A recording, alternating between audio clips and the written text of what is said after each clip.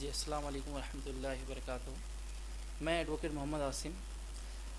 Recently जो divisional commissioner honourable divisional commissioner Aurangabad ने जो 15 मई 2020 को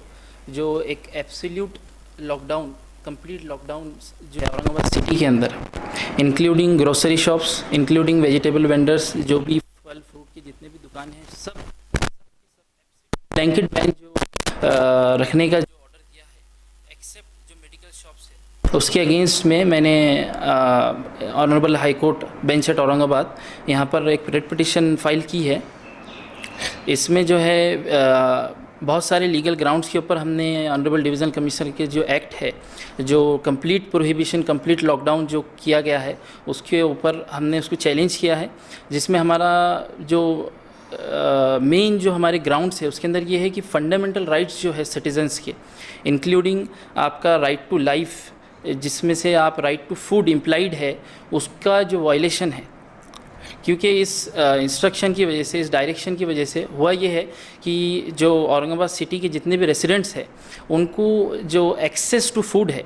उसके ऊपर बहुत एक सब्सटेंशियल इफ़ेक्ट हुआ है, जिसकी वजह से ये एक उनके फंडामेंटल राइट टू फूड का वायलेशन है। दूसरा ये कि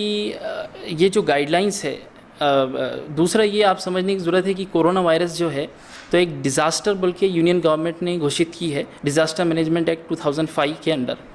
अब ये जब डिज़ास्टर है तो गवर्नमेंट जो है union government as well as state government दोनों ही इसको कॉम्बैट करने की यानी एब्सोल्यूट कोई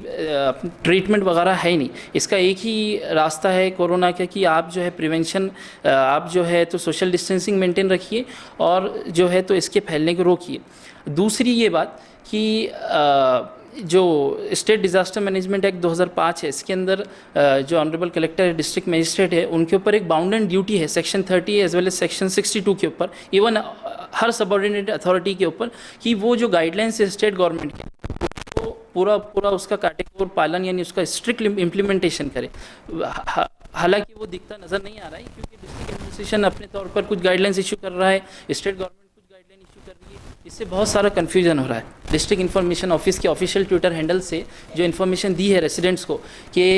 from the midnight of 15 May there is complete जो है लॉकडाउन रहेगा।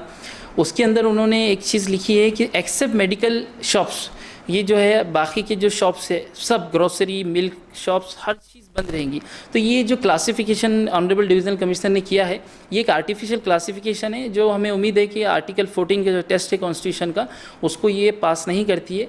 और ये ग्राउंड्स और भी बहुत सारे ग्राउंड्स के ऊपर हमने ऑनरेबल हाई कोर्ट में जो है तो पिटिशन की है। और हाल ही में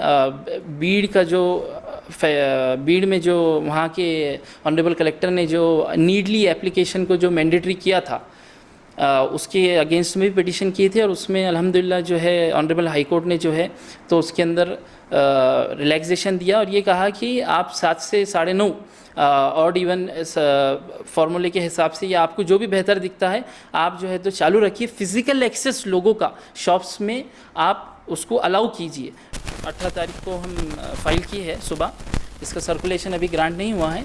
इसकी अर्जेंसी देखते हुए एज एंड व्हेन जो registry of the high court है हमें जब भी इंटीमेट करती है डेट उसके बाद इसकी हियरिंग होगी इंशाल्लाह। आपको क्या लगता है इसमें आपको कामयाबी मिलेगी? जी बिल्कुल इसमें कामयाबी मिलेगी क्योंकि जो बेसिक जो लीगल प्रिंसिपल है कि fundamental right of citizen violate करने के लिए एक प्रोसीजर होना चाहिए इस्टेब्लिश्ड बाय लॉ। एक